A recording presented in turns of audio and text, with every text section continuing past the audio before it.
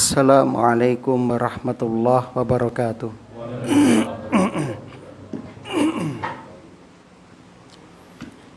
Innal hamdalillah nahmaduhu wa nasta'inuhu wa nastaghfiruh wa na'udzu billahi min syururi anfusina wa sayyiati a'malina.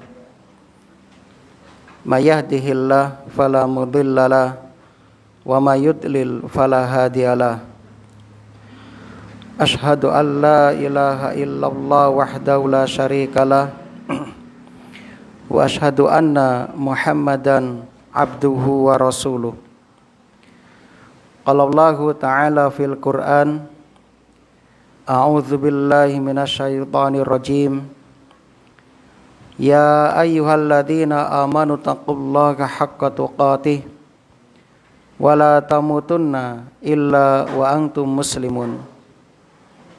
Wa qala ta'ala, ya ayyuhalladzina amanu taqullaha wa qulu qawlan sadida yuslih lakum a'malakum wa yaghfir lakum dzunubakum wa may yuti'illaha wa rasulahu faqad faza fawzan 'azima. Amma ba'du. Kaum muslimin dan muslimah, jamaah pengajian rahimani wa rahimakumullah. Alhamdulillah alladzi bi ni'matihi tatimmus shalihat. Segala puji bagi Allah yang dengan nikmatnya kebaikan-kebaikan hamba dapat terlaksana. Kita bersyukur kepada Allah di malam hari ini. Allah Subhanahu wa taala memberikan kemudahan, kesempatan kepada kita untuk menambah simpanan amal kebaikan kita. Mudah-mudahan Allah menerima amal soleh kita, dan semoga Allah memberikan keistiqomahan kepada kelolaan panjenengan, lan mugi-mugi kelolaan panjenengan dipun ngapura dosa-dosanipun, lan mugi-mugi dipun wafataken ing dalam keadaan husnul khatimah. Amin ya rabbal alamin. Rabbana taqabbal minna innaka antas samiul alim. Allahumma anfa'na bima 'allamtana wa 'allimna ma yanfa'una wa zidna ilman.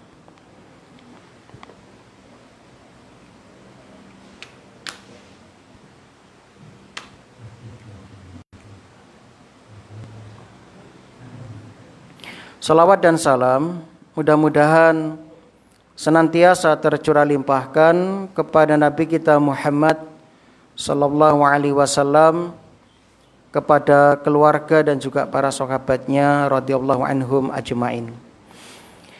Alhamdulillah, dalu menika kita sampun melebet tanggal setunggal Dzulhijjah.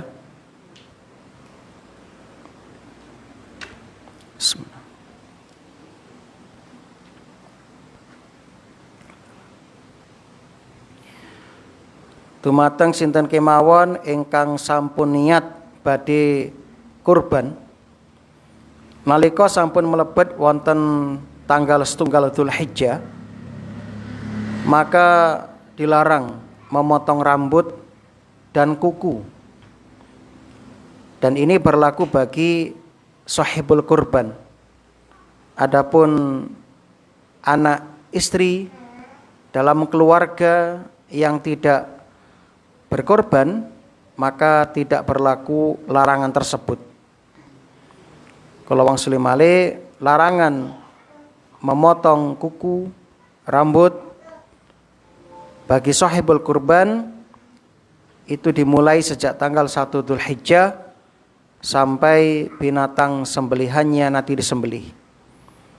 Dalilipun hadis Muslim nomor 1977 saking Ummu Salamah radhiyallahu anha, Kanjeng Nabi dawuh, idza dakhalatil asyru, jika telah masuk 10 hari pertama bulan Dzulhijjah, Wa arada ahadukum, dan salah seorang di antara kalian berkehendak atau ingin ayyudhhiya, untuk berkorban, fala yamassa min sya'rihi wa basyarihi syai'an, maka janganlah ia memotong rambut dan kulit yang tumbuh rambut sedikit juga. Muslim yang lain, idza ra'aitum hilal dzulhijjah, jika kalian melihat hilal Dzulhijjah, maksudipun tanggal 1 Dzulhijjah, wa arada ahadukum ayyudhhiya, dan salah seorang dari kalian ingin berkorban, falyumsik an sya'rihi wa adhfarihi, maka janganlah ia memotong rambut dan kukunya. Sebagian ada yang mengatakan yang dilarang adalah memotong rambut dan kuku binatang kurbannya. Nah, sebagian mengatakan sahibul kurbannya, tiang ingkang niat kurban. Wallahu a'lam, kalau bisa digabungkan. Jadi sejak tanggal 1 Dzulhijjah, sahibul kurban dan juga binatang kurbannya tidak perlu dicukur rambutnya, bulunya atau kukunya. Ini yang lebih menenangkan. Jadi digabungkan mawon, ya, makna dari keduanya. Hukumnya pun jumhur ulama mengatakan hukumnya adalah makruh, tidak disukai. Hikmah larangan tersebut wallahu alam, ya. Yang pertama, para rawuh nalika wonten perintah utawi larangan saking agami, sikap seorang muslim adalah sami'na wa ata'na, itu yang pertama. Kita mendengar dan kita mentaati. Ulama Syafi'iyah mengatakan dengan tidak dipotongnya rambut dan kuku, maka semakin sempurnalah anggota badan untuk bebas dari api neraka. Itu pendapat ulama Syafi'iyah. Ada pula ulama yang mengatakan hikmahnya karena menyerupai orang yang sedang ihram, sedang haji. Nalika jamaah haji ihram dilarang memotong rambut dan kuku, termasuk jungkasan. Itu dimakruhkan kalau dikhawatirkan rambutnya katut atau protol, ya, maka dihindari selama ihram.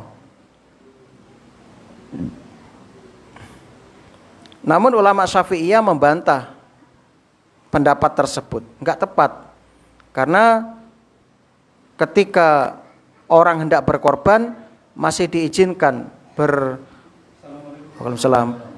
bercinta dengan pasangannya, ya. Dan orang yang berkorban masih boleh pakai parfum, memakai baju yang berjahit, ya, seperti celana dan sejenisnya. Jadi kata Imam Syafi'i enggak betul itu. Nah, wallahu a'lam bishawab, ya. Yang jelas intinya, ya, kita dilarang yang sudah berniat berkorban sejak tanggal 1 Dzulhijjah untuk, ya, memotong kuku, memotong rambut, memotong jenggot, kumis, bulu ketiak, bulu kemaluan, ya, atau yang ada pada tubuh kita, supaya ibadah kita lebih sempurna lagi. Wallahu a'lam bishawab. Hanya Allah yang tahu tentang hikmah dari larangan tersebut. Kemudian untuk mengingatkan sejak tanggal 1 Dzulhijjah dalu menika, kita supaya melakukan beberapa amalan yang kemarin sempat kita sampaikan. Yang pertama, memperbanyak puasa sunnah. Binjing dinten Senin pas niatnya puasa Senin Kamis, dan juga niat puasa sunnah mutlak, karena ini adalah waktu yang spesial untuk kita beribadah. Bahkan Nabi dalam hadis Abu Dawud yang sudah kita bacakan pekan kemarin berpuasa 9 hari di awal bulan Dzulhijjah. Yang kedua, perbanyak takbir mutlak. Takbir yang tidak dibatasi dengan waktu dan tempat. Boleh di pasar, di jalan, di tempat kerja, di rumah, sambil masak, ya, ibu takbiran, sambil ya bekerja, bapak takbiran. Seperti takbir hari raya, Allahu Akbar, Allahu Akbar, la ilaha illallah, wallahu akbar, Allahu Akbar, walillahil hamd. Yang ketiga, perbanyak amal soleh atau sedekah, ya, menolong saudara, baik dengan tenaga, dengan doa, dengan ya harta, dan seluruh amal soleh, baca Quran, berbakti kepada ya, orang tua, meningkatkan ketaatan kepada ya, suami. Yang keempat, tadi ada larangan memotong kuku, ya, khusus shahibul kurban. Yang berikutnya, tanggal 9 Dzulhijjah, ya, jadi tanggal 1 sampai 9 itu amalan yang perlu Bapak Ibu lakukan. Puasa, perbanyak takbir, perbanyak amalan soleh, dan larangan memotong rambut dan kuku, dan juga perbanyak taubat. Adapun tanggal 9 nanti yang harus Bapak Ibu fokuskan adalah puasa Arafah yang pahalanya menghapus dosa 2 tahun. Kemudian perbanyak berdoa, sebab tanggal 9 Dzulhijjah itu adalah waktu yang istimewa, yaitu hari Arafah.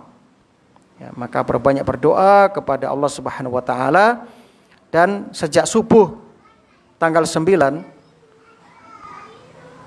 kita sudah boleh melakukan takbir muqayyad. Takbir yang terikat dengan waktu, yaitu takbir yang hanya dilaksanakan setelah sholat 5 waktu.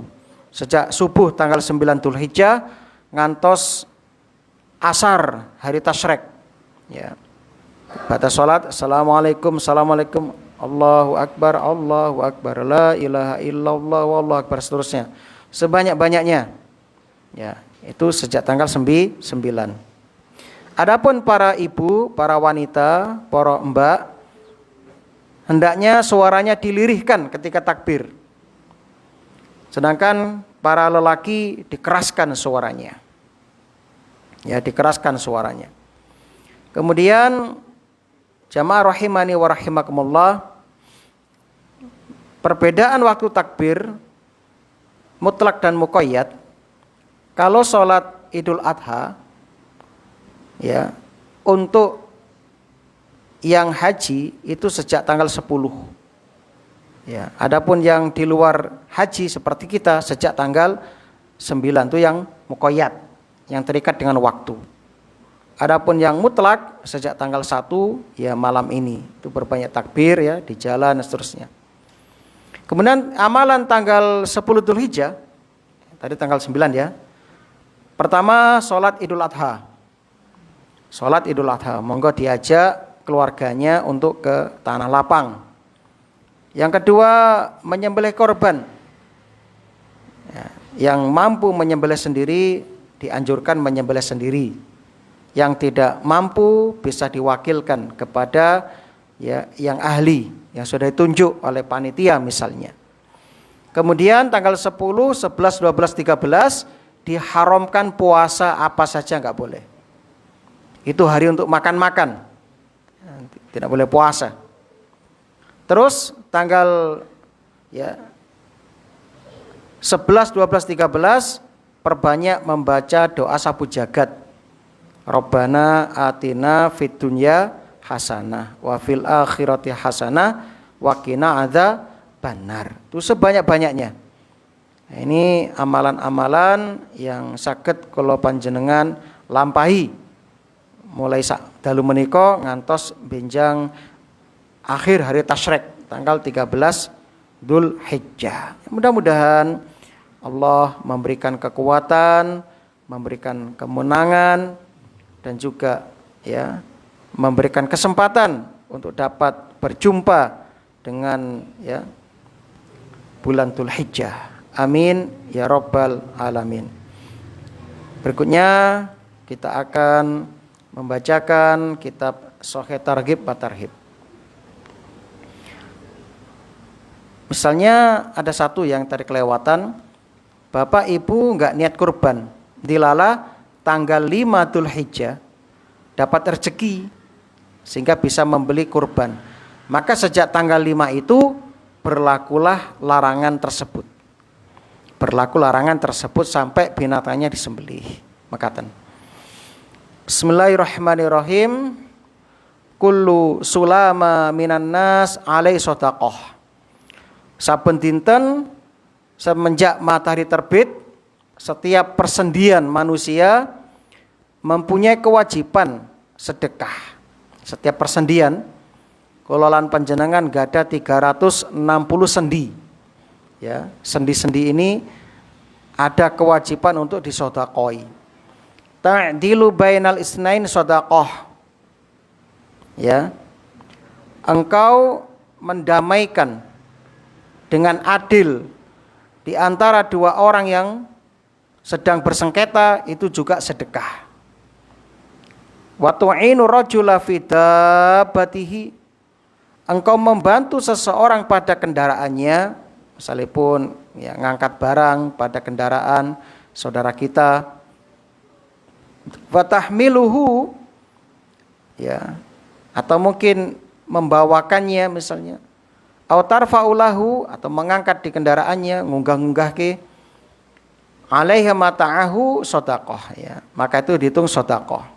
Wal kalimatu thayyibatu shadaqah, ucapan yang baik juga shadaqah. Wa bi kulli khutwatin tamshiha ila shalah shadaqah. Setiap langkah, ya, setiap langkah yang kita berjalan menuju salat juga shadaqah.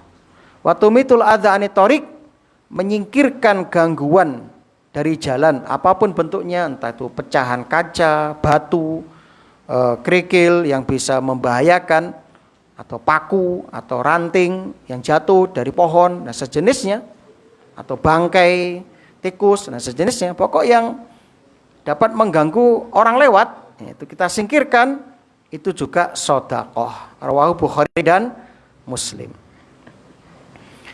Masya Allah ya, ini kesempatan emas. Dan dalam hadis yang lain juga ada kabar gembira, ya, yaitu tambahan ya keutamaan berangkat menuju ke masjid. Ya, itu diantaranya Rasulullah Sallallahu Alaihi Wasallam bersabda, ya, tentang orang yang menuju salat berjamaah. Bismillahirrahmanirrahim.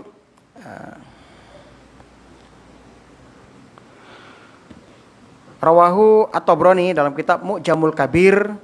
Hadis ini ya dihasankan oleh ulama hadis. An Abi Umamah radhiyallahu anhu, qala Nabi sallallahu alaihi wasallam, man masya ila sholatin maktubatin fil jamaati, barang siapa yang berjalan menuju sholat berjamaah, kahajatin, maka ia seperti berhaji. Wa man masya ila sholatin tatawwu'in, siapa yang berjalan menuju sholat sunnah, fahiya ka umratin nafilah, maka ia seperti melakukan umroh sunnah.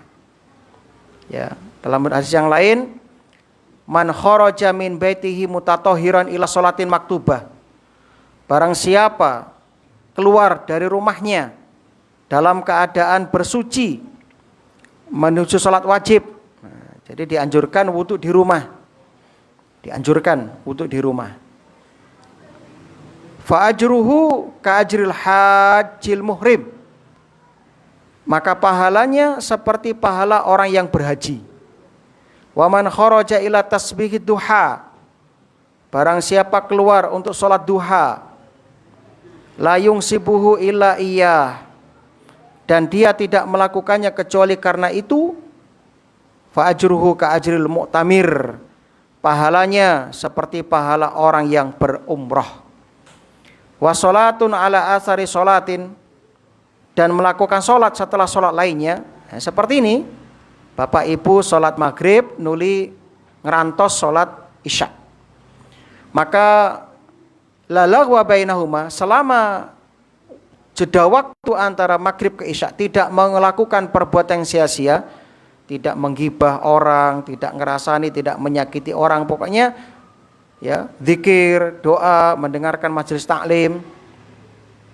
Kitabun fi illiyin, maka pahalanya ditulis di illiyin, yaitu kitab catatan amal orang-orang soleh. Rawi Abu Dawud nomor 558, hadisnya hasan. Masya Allah ya, termasuk juga yang berpahala haji sholat isyraq ya, sholat subuh berjamaah di masjid atau di tempat yang sudah diwakafkan, kemudian diam mendengarkan kajian misalnya sampai matahari naik ya, setinggi tombak, lalu sholat 2 rakaat kados kula lan panjenengan setiap ahad menika, ahad awal bulan, maka jamaahnya seperti haji dan umrah, sempurna. Nah, itu jamaah. Nah, termasuk di sini adalah menuntut ilmu. Dalam hadis yang lain, riwayat At-Tabrani dalam kitab Mu'jamul Kabir, hadisnya hasan sahih, man ghada ilal masjid, barang siapa menuju ke masjid, la yuridu illa ayata'alama khairan aw yu'allima, yang tidak punya tujuan niat kecuali belajar atau mengajarkan ilmu, kana lahu ka ajri hajjin tamman hajjatu, maka ia mendapatkan pahala haji yang sempurna hajinya. Insyaallah, ini keutamaan menuntut majelis ilmu. Berikutnya dalam hadis yang lain, isbagul wudu, menyempurnakan wudu ya di saat yang tidak disukai, mungkin saat dingin ya. Wa kasratul khuta ilal masajid, dan banyak melangkah menuju ke masjid. Wa tidaru shalah ba'da shalah, menunggu salat sesudah salat ya, kados kula lan panjenengan salat isya ke maghrib ke isya. Fadzalikum muribat, itu adalah ketaatan yang terus menerus. Diulang 3 kali, itu ketaatan yang terus menerus, atau itu adalah ribat, pahalanya seperti berjaga di perbatasan kaum muslimin. Selain langkah-langkah kaki kita menghapus dosa-dosa. Dalam hadis yang lain, man ghada ilal masjid aw raha, barang siapa yang berangkat di pagi atau sore hari ke masjid, a'addahullahu fil jannah nuzulan, Allah menyiapkan untuknya tempat tinggal di surga. Kullama ghada aw raha, setiap dia berangkat ya pagi dan sore hari ke masjid. Rawahu Bukhari dan Muslim. Masyaallah ya, ini pahalanya luar biasa. Dalam hadis yang lain, basyiril masyain, sampaikan berita gembira kepada orang-orang yang banyak berjalan menuju ke masjid. Bin nuri tam, dengan cahaya yang sempurna, yaumal qiyamah, pada hari kiamat. Masya Allah. Jadi orang yang rajin berjalan di kegelapan malam menuju ke tempat sholat, itu mendapat pahala cahaya yang sempurna di akhirat. Salah satun kulluhum dominun ala Allah, ada 3 orang yang semuanya dijamin oleh Allah. Masya Allah, Allah yang menjamin Bapak Ibu, dijamin pokoknya. In asya ruziqa wa kufiya, jika dia hidup akan diberi rezeki dan kecukupan. Ingat, Allah menyampaikan kecukupan. Sebab kathah tiyang ingkang sugih nanging mboten cekap, gawanane kurang terus ya. Uang sudah miliaran triliunan sik kurang ya. Masih mendolimi orang, menipu, korupsi ya, padahal sudah banyak uangnya. Berarti enggak berkah ya. Wa in mata, kalau dia mati, adkhalahullahul jannah, Allah akan memasukkan ke dalam surga, bakal dipun lebetake swarga. Yang pertama yang dijamin oleh Allah, man dakhala baitahu fasallama, orang yang masuk rumahnya lalu dia mengucapkan salam. Fa huwa dhaminun 'ala Allah. Maka dia dijamin oleh Allah. Jadi disunahke Bapak Ibu mlebet wonten ing griyanipun piyambak-piyambak uluk salam. Senajan boten wonten tiyangipun. Jadi masuk rumah, assalamualaikum, yang keras, enggak apa-apa. Kalau ada yang menjawab tapi enggak ada orang, bagaimana Ustadz? Ya enggak usah wedi, berarti ada jinnya kan, begitu aja ya. Nah. Wa man kharaja ilal masjid, barang siapa yang keluar ke masjid tentu untuk sholat ibadah ya. Fa wa dhaminun 'ala Allah, maka dia dijamin oleh Allah. Wa man kharaja fi sabilillah fa wa dhaminun 'ala Allah. Orang yang keluar jihad di jalan Allah maka dijamin oleh Allah. Masya Allah ya. Naam. Dalam hadis yang lain terus Kanjeng Nabi, barang siapa yang berwudu di rumahnya, membaguskan wudunya, lalu mendatangi masjid, fawa zairullah, maka dia orang yang berkunjung kepada Allah. Wa haqqu 'alal mazur, menjadi kewajiban bagi orang yang dikunjungi, ayukrimaz zair, memuliakan orang yang mengunjungi. Masya Allah. Jadi enggak boleh mengganggu orang Islam yang beribadah, sebab mereka sedang dimuliakan oleh Allah Subhanahu wa taala.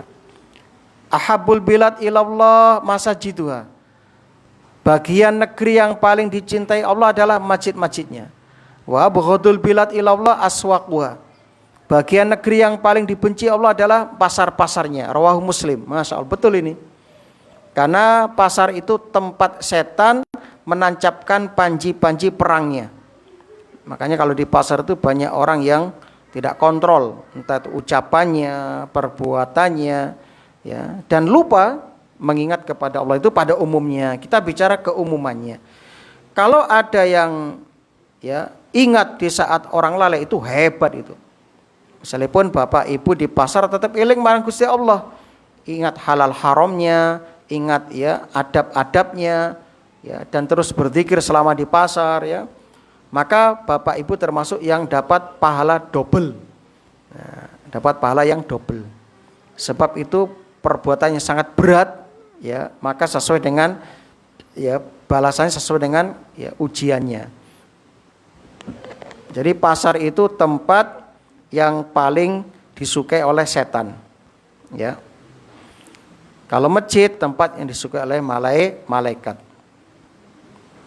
Maka selama di pasar perbanyak zikir, termasuk zikir masuk pasar ya, yang pahalanya menghapus 1 juta kesalahan dan mendapatkan 1 juta kebaikan.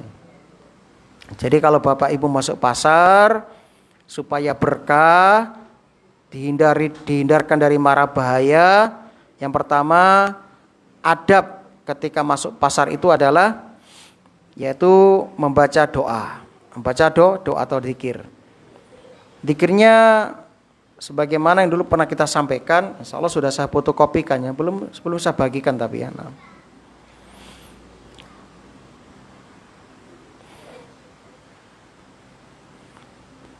Jadi adab di pasar pertama berzikir ketika masuk pasar.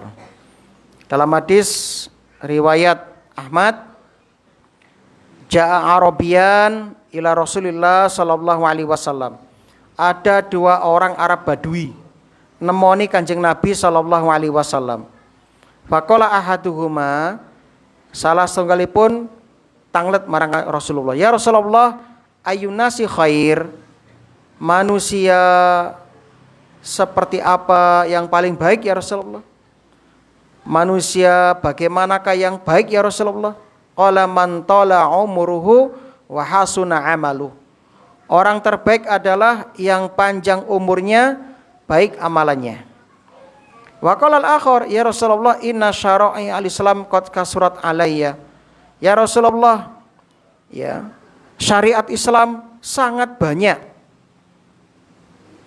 Famurni bi amrin atasyabbats bihi.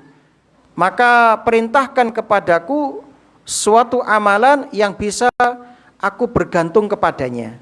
Jadi orang ini sudah sepuh, sudah payah melaksanakan ajaran Islam yang begitu banyak. Lalu dia minta poinnya yang ringan dan bisa tetap dikerjakan dan menjadi harapan terbesar kelak di akhirat. Terus Kanjeng Nabi, la yazalu lisanuka rabban min dzikrillah azza wa jalla. Hendaklah lisanmu selalu basah dengan berzikir kepada Allah. Jadi selama di pasar itu berbanyak zikir, astagfirullah, astagfirullah, subhanallah, walhamdulillah, wala ilaha illallah, Allahu akbar. Adapun zikir masuk pasar, perbanyak membaca la ilaha illallah wahdahu la syarikalah lahul mulku walahul hamdu yuhyi wa yumit wa huwa hayyun la yamut biyadil khair wa huwa ala kulli syai'in qadir. Ketika membaca doa ini, ibu dan bapak mendapat 1 juta kebaikan, dihapus 1 juta kesalahannya. Insyaallah ya. Nah, kemudian yang kedua,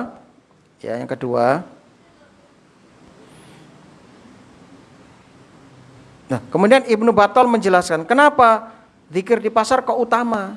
Kata Imam Ibnu Battal dalam Syarah Sahih Bukhari, hadza innama kharaja 'alal aghlab. Inilah yang berlaku umum ya pada masjid. Kalau di masjid orang sudah biasa zikir. Jadi enggak usah heran kalau di masjid yang menika sais doyo. Enggak mungkin lah di masjid main gaple, enggak mungkin ya. Atau di masjid main remi ya, atau sebagainya enggak mungkin. Tapi kalau di pasar bisa saja. Nah, seperti itu. Jadi di pasar itu umumnya tempat orang berkata sia-sia, ya, melakukan perbuatan sia-sia dan sibuk mengumpulkan harta itu pada umumnya. Akhirnya karena sibuk dengan dunia, dia lalai dari berzikir kepada Allah Subhanahu wa taala. Tapi kalau di masjid, rata-rata orang itu baik dan mengerjakan kebaikan, sebab masjid itu pasarnya akhirat. Yang kedua, bapak dan ibu hendaknya masuk pasar kalau ada keperluannya saja. Kalau nggak ada keperluan nggak usah masuk pasar. Termasuk mall ya, nggak usah. Kalau sudah selesai keperluannya, cepat tinggalkan tempat itu. Ini adabnya, ya. Kenapa? Karena di pasar, di mall itu tempat yang banyak terjadi kemaksiatan, terjadi kecurangan, ya, dan perbuatan sia-sia. Maka lihat di mal-mal itu, ya. Kalau nggak ada keperluan masuk sana, keluar dari sana rata-rata hati ini keras, membatu, atos, ya. Karena lihat maksiat, lihat macam-macam gitu, ya. Apalagi di sana tempat orang memamerkan aurat biasanya. Ya. Coba lihat, orang kalau mau ke mall itu biasanya apa? Maca ente-entean, betul kan? Ya. Nah, seperti itu. Makanya Salman Al-Farisi radhiyallahu an dalam hadis Muslim nomor 2451, beliau mengatakan la takunanna in istata'ta awwala man yadkhulu suq wala akhira man yakhruju minha fa innaha ma'rakatu syaiton wa biha yang siburayatah. Jika engkau mampu, kata Salman Al-Farisi, janganlah menjadi orang yang pertama kali masuk pasar, jangan pula menjadi yang terakhir keluar dari pasar. Sebab pasar tempat perangnya setan. Di sanalah setan menancapkan benderanya. Tapi ingat, kalau ini enggak ada kebutuhan. Kalau memang dibutuhkan atau kerja di pasar ya enggak apa-apa. Itu bagian dari jihad Anda. Kalau memang kerja di pasar ya. Itu jamaah yang berbahagia. Jadi kalau ada kebutuhan atau memang kerja di pasar tidak apa-apa ya. Yang kita maksud adalah yang enggak ada kebutuhan lalu main-main ke pasar hanya cuci mata ya, hanya untuk ya memuaskan nafsu, itu enggak boleh, beten pareng ya, seperti itu. Atau misalnya besok ya, tanggal 10, 11, 12, 13 misalnya, bapak atau ibu masuk pasar sengaja seperti sahabat Abu Hurairah dan Ibnu Umar. Mereka di hari-hari tasyrik masuk pasar sambil takbiran. Akhirnya orang-orang ikut takbir, itu boleh. Nah, mungkin bapak besok ke pasar takbiran, takbir mutlak. Allahu Akbar, Allahu Akbar. Biar orang-orang tahu ini disunahkan takbir itu boleh. Adab ketiga ketika ke pasar. Wanita yang ke pasar hendaknya memakai pakaian yang syar'i, yang tidak menampakkan aurat dan lekak-lekuk tubuhnya. Hendaknya membantu menundukkan pandangannya. Ya. Ini. Ya. Kemudian yang berikutnya yang keempat, ya. Cara berbelanja perlu diatur. Yang pertama, bersikap pertengahan, tidak boros dan juga tidak medit. Ya. Jadi silakan Anda membelanjakan harta sesuai dengan kebutuhan. Yang kedua, supaya praktis di pasar gak kesuwen, dibuat rencana sejak di rumah. Misalnya, aku targetnya belanja iki. Jadi cepet. Nah, jangan masuk pasar baru mikir, itu apa ya? Golek apa ya? Akhirnya kelamaan. Apalagi di pasar banyak pilihan. Ya, jadi target aja di rumah dicatat. Aku tuki brambang sekilo, bawang sekilo, jengkol sekilo misalnya kan. Gere sakmene, sudah. Maral kebutuhan dan balik. Nah, itu sunahnya begitu. Ya. Dan upayakan belanja di pasar yang primer dulu, yang pokok. Ya. Dan belanja sesuai kemampuan, jangan sampai ngutang. Ya, jangan sampai ngutang. Ya. Kemudian kalau masih punya yang baru atau bisa dipakai, jangan beli. Yang kelima, jujur dan amanah. Nah, jadi ketika di pasar, baik penjual maupun pembeli harus jujur. Ya. Pahalanya Nabi bersabda, "Innat tujar", sesungguhnya para pedagang akan dibangkitkan pada hari kiamat sebagai orang-orang yang jahat, kecuali pedagang yang bertakwa kepada Allah, pedagang yang berbuat baik dan berlaku jujur. Yang keenam, selama di pasar, Bapak Ibu supaya menundukkan pandangan. Dan jangan lupa uluk salam ketika bertemu dengan saudaranya, baik yang dikenal maupun gak dikenal. Nah, jadi di pasar ketemu orang, "Assalamualaikum Mbak Yu", "Assalamualaikum", "Assalamualaikum", gak apa-apa ya. Dan yang duduk-duduk di pasar itu hendaknya memberi salam kepada yang, ini dia, "Iyyakum wal julus ala turuqat", kata Rasul. Janganlah duduk-duduk di pinggir jalan. Faqalu ma lana bud, kalau kami terpaksa harus duduk dan itu sudah menjadi kebutuhan kami bagaimana? Seperti kami berdagang di pinggir jalan misalnya. Ya, maka fa idza abaitum, kalau kamu enggak bisa meninggalkan itu, harus duduk di situ karena dibutuhkan, fa'atu hak ya, fa'atu tariq haqqaha. Maka berikan hak pejalan kaki. Wa ma haqqu tariq, terus sahabat, nopo hakipun pejalan kaki atau orang yang lewat? Qala ghudul basar, pertama tundukkan pandangan. Jadi kalau Bapak Ibu buka lapak di pasar, depan orang lewat itu pinggir jalan, jangan liar pandangan, tundukkan pandangan. Wakaful adza, jangan menyakiti orang. Waradus salam, menjawab salam. Wa amrun bil ma'ruf, ya, memerintah yang baik. Wa nahyun anil munkar, dan mencegah dari yang mungkar. Apalagi ini bulan Dzulhijjah. Ya. Ini kesempatan emas untuk beramal soleh. Nah, makaten.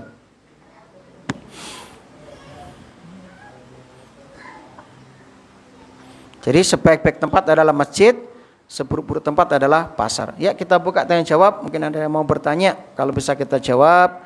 Kalau nggak bisa, insya Allah kita carikan jawabannya.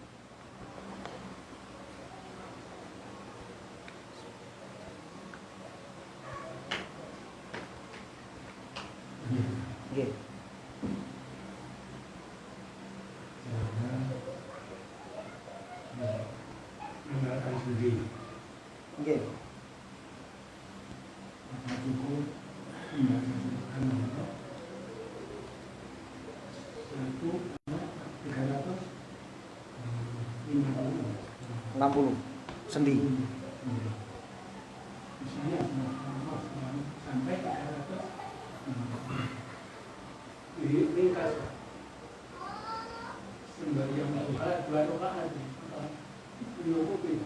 Nah.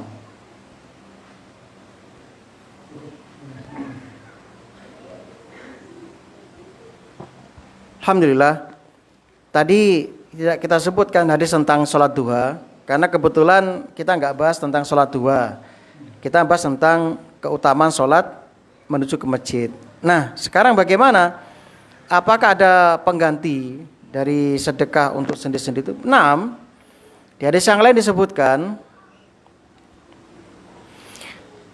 kullu sulama minan nas, saking sahabat Abu Hurairah nggih, sedekah. Ya. Setiap persendian itu wajib disedekahi. Ya, kulla yaumin, setiap hari, sejak terbit matahari. Ya, termasuk di sini mendamaikan orang dan seterusnya. Nah, termasuk di sini disebutkan dalam hadis yang lain, yaitu ya, menggantikan itu semua adalah sholat duha. Sholat ini dia. Yusbihu, ini hadis yang lain ya dari Abu Dzar. Yusbihu ala kulli sulama min ahadikum shadaqah. Pada pagi hari diwajibkan bagi seluruh persendian di antara kalian untuk bersedekah. Fakulu tasbihah shadaqah. Setiap ucapan subhanallah itu shadaqah. Wa kullu tahmidah shadaqah. Ucapan alhamdulillah shadaqah. Wa kullu tahlilah shadaqah. Ucapan la ilaha illallah shadaqah. Wa kullu takbirah shadaqah. Ucapan Allah Akbar shadaqah. Wa amr bil ma'ruf shadaqah. Memerintah yang baik shadaqah. Wa nahyun 'anil munkar shadaqah. Wa yujzi'u min dzalika rak'atani yarka'uhuma minad duha. Ini semua bisa dicukupi, bisa diganti dengan melaksanakan sholat duha sebanyak 2 rakaat. Rawahu Muslim nomor 1704. Nah, kata ulama, ini dalil keutamaan sholat duha. Ya, jadi bisa diganti Mbah, sakit Mbah, monggo. Jadi sholat duha 2 rakaat menggantikan 360 sendi yang wajib disedekahi tadi. Makaten. Semoga bermanfaat. Subhanakallahumma wa bihamdika asyhadu an la ilaha illa anta astaghfiruka wa atubu ilaik. Assalamualaikum warahmatullahi wabarakatuh.